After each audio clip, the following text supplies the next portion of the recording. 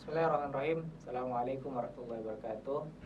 Bismillah, alhamdulillah, wassalatu wassalamu ala rasulullah wa ala alihi wa sahbihi ajmain, amma ba'd.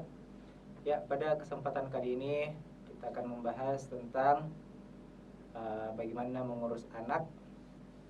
Ya, karena biasanya orang meluputkan diri dari pedoman atau belajar bagaimana mendidik anak.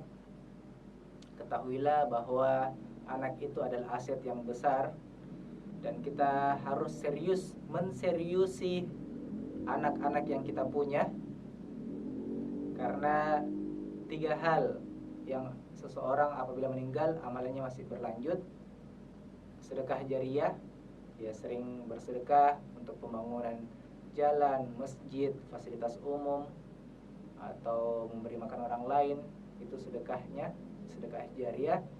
Kemudian ilmu yang bermanfaat. Nah, biasanya seperti guru-guru, ustadz-ustadz, ulama-ulama, atau yang kita lihat Imam Syafi'i, walaupun Imam Syafi'i sudah meninggal, tapi ilmunya masih kita pakai sampai sekarang, maka itu adalah ilmu yang bermanfaat. Akhirnya menjadi amal jariyah lagi. Kemudian walidun soleh yud'a laha atau anak yang soleh yang mendoakannya. Jadi setelah dia meninggal, anaknya mendoakan orang tuanya yang setelah meninggal. Ini adalah aset kita, bahwa kalau kita udah nggak punya amal jariyah, kita juga nggak punya ilmu yang bermanfaat yang bisa kita wariskan kepada orang lain. Celakanya lagi kalau kita nggak punya anak yang soleh yang mendoakan kita. Maka saat mendidik anak harus betul-betul difokusi dan diseriusi. Kenapa? Seperti MLM, multi level marketing. Ketika kita punya downline, maka semakin banyak downline kita, maka kita semakin dapat bonus yang semakin besar. Dan downline kita itu semakin produktif, maka kita yang di atas semakin mendapatkan bonus yang besar. Tapi kalau kita punya downline yang lemah dan tidak produktif, maka kita ya semacam rugi juga ya. Nggak ada hasil di sini. Kayaknya aku cuma belanja-belanja aja, nggak ada hasil juga, dari downline juga nggak punya hasil. Nah, seperti itu. Maka kalau kita punya anak yang produktif, yang soleh dan mendoakan kita, maka kalau dia punya anak lagi yang soleh dan mendoakan orang tuanya, maka akan lari kepada kita. Kemudian dia punya anak 5, juga akan lari kepada kita. Dia punya anaknya satu hafal Quran, satunya hafal hadis, satunya paham tafsir, satunya ulama besar, Masya Allah, pahalanya lari kepada kita. Maka semakin banyak aset-aset itu, aset-aset yang baik itu, maka semakin juga kita mendapatkan amal jari yang banyak. Kemudian juga Rasulullah menganjurkan kita memperbanyak anak. Rasulullah menganjurkan kita memperbanyak anak, karena Rasulullah sangat berbangga di akhirat kelak untuk kepada nabi-nabi yang lain karena banyaknya umatnya. Jadi kalau Rasulullah, kita punya banyak anak, kita membanggakan Rasulullah, membuat Rasulullah bangga. Mau nggak kita membanggakan Rasulullah, membuat Rasulullah bangga? Contoh nih, kalau misalkan kita punya kenalan pejabat, kemudian kita membuat pejabat itu semakin dihormati, semakin disanjungi karena kita, maka otomatis kita akan senang nggak? Senang juga. Biasanya juga akan dapat bonus juga. Nah, oleh karena itu, sesuai dengan hadis Rasulullah, Rasul itu sangat bangga kepada nabi-nabi yang lain dengan banyaknya umatnya. Maka salah satunya adalah memperbanyak anak. Ya, dan ini juga yang keliru ya, yaitu menggunakan alat kontrasepsi, entah itu pil atau yang dipasang di kelamin. Nah, ini juga kekeliruan. mencegah kehamilan, subhanallah. Padahal Allah yang memberi rezeki kepada anak-anak tersebut. Kalau misalkan dia jadi anak, dan belum tentu juga kalau misalkan kita punya anak, rezeki kita jadi sempit. Kan banyak orang berpikir, anak cukup 3 aja dah, kalau banyak repot, mikir pusing nanti cari uangnya di mana. Padahal anak itu membawa rezekinya sendiri.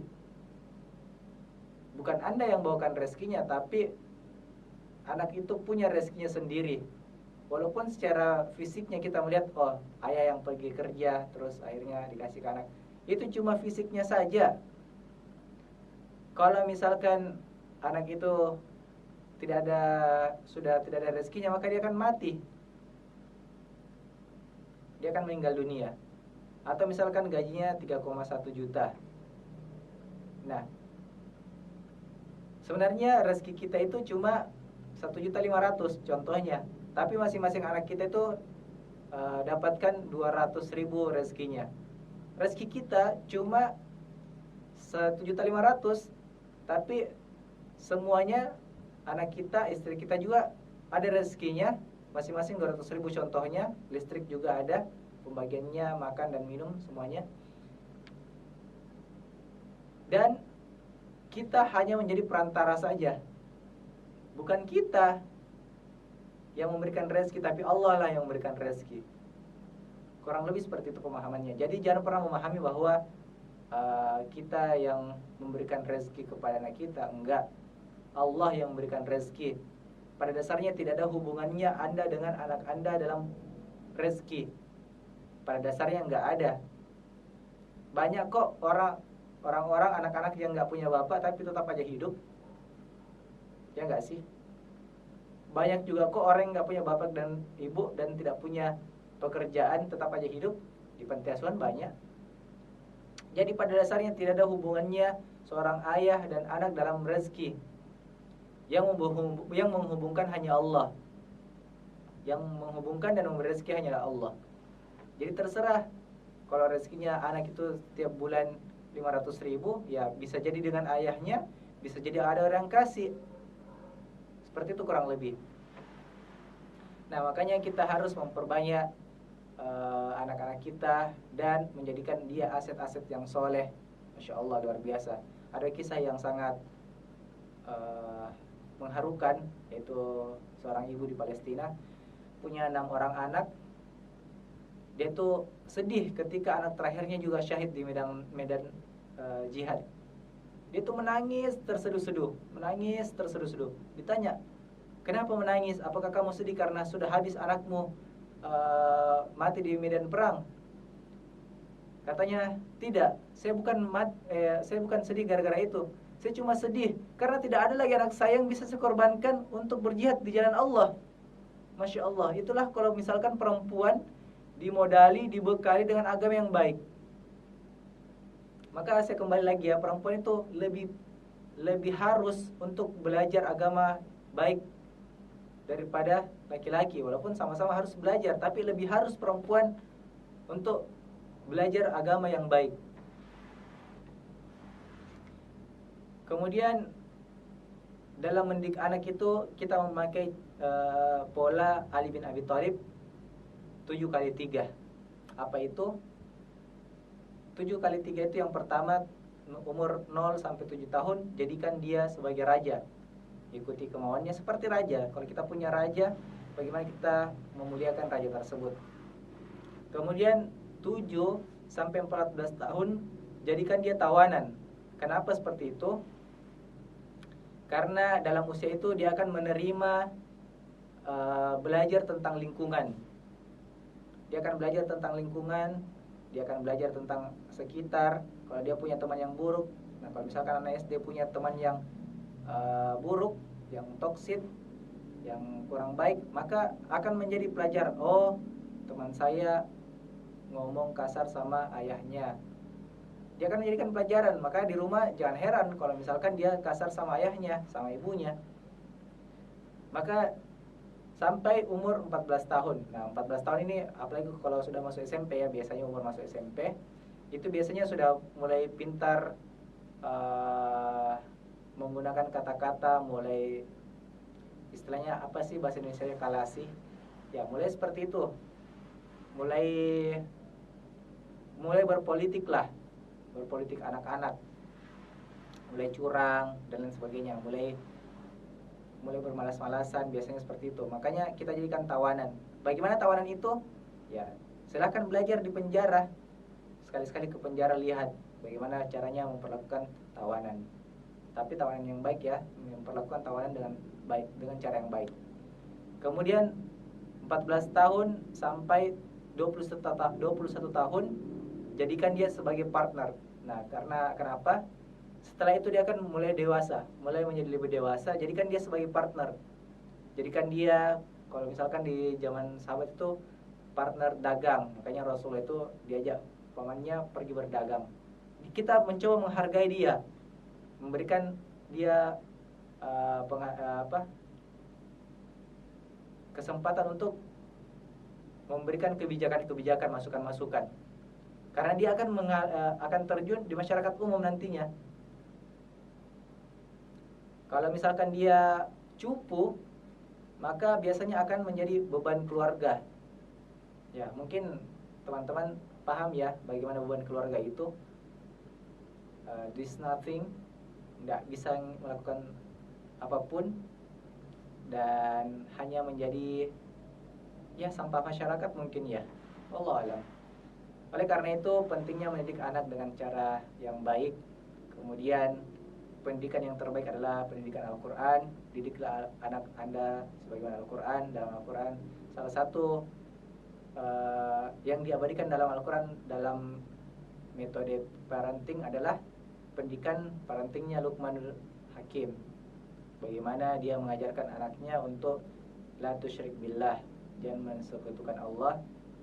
Kemudian Nabi Ibrahim bagaimana mendidik dua putranya yang semuanya menjadi nabi. Kemudian bagaimana Nabi Zakaria mendidik anaknya Yahya, seorang nabi, bisa menjadikan anaknya nabi. Kemudian bagaimana Nabi Ayub ya, mendidik Nabi Yusuf alaihissalam dan lain sebagainya. Perlu belajar, perlu belajar, bukan perlu lagi, harus belajar lah, harus belajar. Jadi kita boleh belajar ilmu dunia, tapi utamakan belajar ilmu agama dulu, baru ilmu dunia. Jangan sampai kita menjadikan standarisasi kita terlalu banyak diinput oleh ilmu dunia, akhirnya ketika tabrakan dengan ilmu agama, ketika tabrakan dengan yang berbau agama, kita akan nggak seperti ini. Kita akan menolak yang berbau agama. Padahal harusnya kita belajar agama dulu agar supaya ilmu dunia itu bisa disetir oleh agama. Seperti itu kurang lebih. Jadi dalam mendidik anak itu saya kasih poinnya ya. Iya, saya lupa. Saat mencetak anak dalam tanda kutip, saat berhubungan suami istri, maka jangan lupa harus selalu membaca Allahumma jannibni syaitan wa jannibni syaitan warzaqnihi min ghairi haulin wala quwwatin. Artinya apa? Ya Allah, jannibni syaitan, jauhkan dariku syaitan. Nah, saya lanjutkan dulu. Wa jannibni syaitan, dan jauhkan dariku syaitan.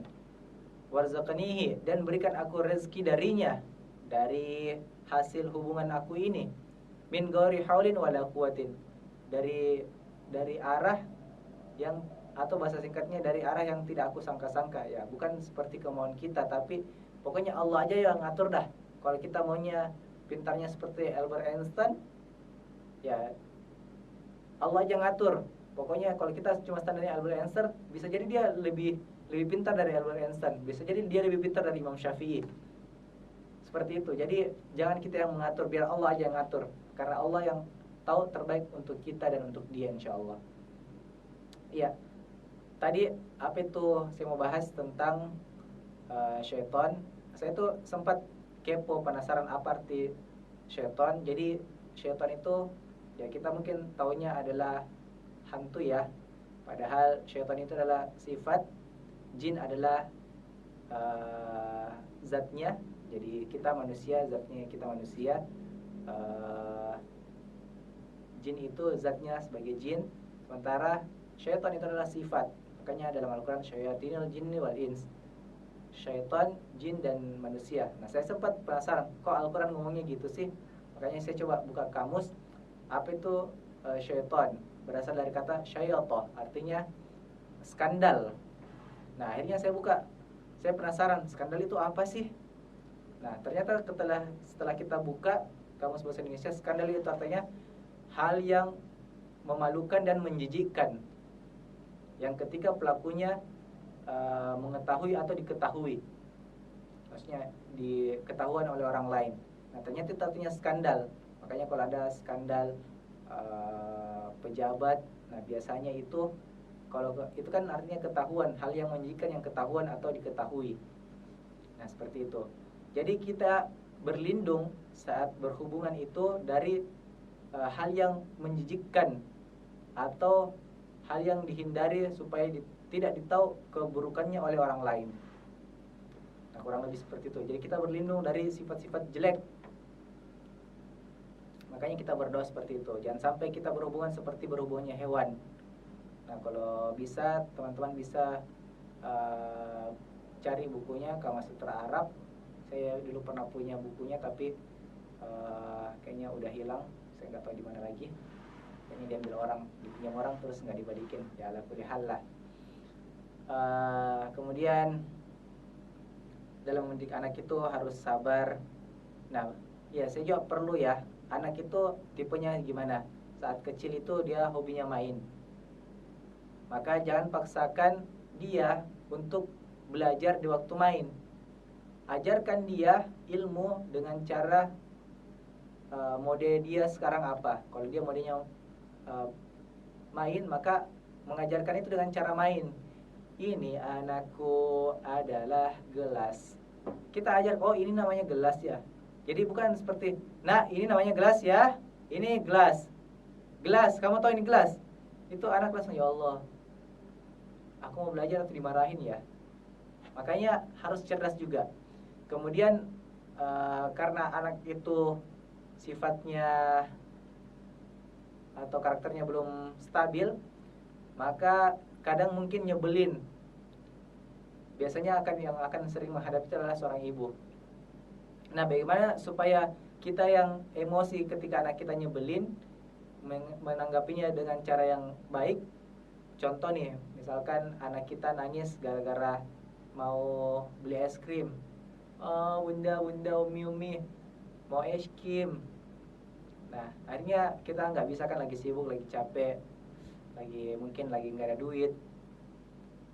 Jadi kita jangan marah. Ah, nggak usah beli es krim aja terus, nanti beringus, batuk rasa. Akhirnya makan es krim selalu batuk. Karena apa? Kita yang mengatakan seperti itu. Nah, bagaimana cara menyikapi anak yang menyikapi anak saat kita lagi emosi? Contoh tadi beli es krim. Umi beli es krim. Nah, kita sudah emosi karena sering terulang-ulang. Kita juga bilang, aku juga mau beli es krim tapi tidak sekarang. Aku maunya sekarang Umi. Kita bilang, aku mau es krim tapi nggak sekarang, nanti aja. Aku mau sekarang Umi. Jadi kita itu emosi menolak anak kita tapi dengan cara yang asyik menurut dia. Jadi ya disitulah perannya seorang ibu, seorang orang tua yang harus mengolah emosi dengan baik. Ya, kemudian memukul anak itu yang dianjurkan dalam Islam pada satu hal saja ya. Pada satu hal saja memukul anak dalam Islam, yaitu dalam sholat. Harus kita lebih tegas kepada anak kita dalam perkara sholat daripada hal-hal yang lain. Dia nggak ke sekolah dipukul, ya sebenarnya masih keliru, walaupun ada benarnya juga. Tapi kalau masalah sholat harus tegas. Sebagaimana dalam hadis Rasulullah, ajarkanlah anak kalian sholat umur 7 tahun. Jika sudah mencapai umur 10 tahun dan tidak mau sholat, maka pukullah dia. Dan ada poinnya ya, 10 tahun baru boleh dipukul.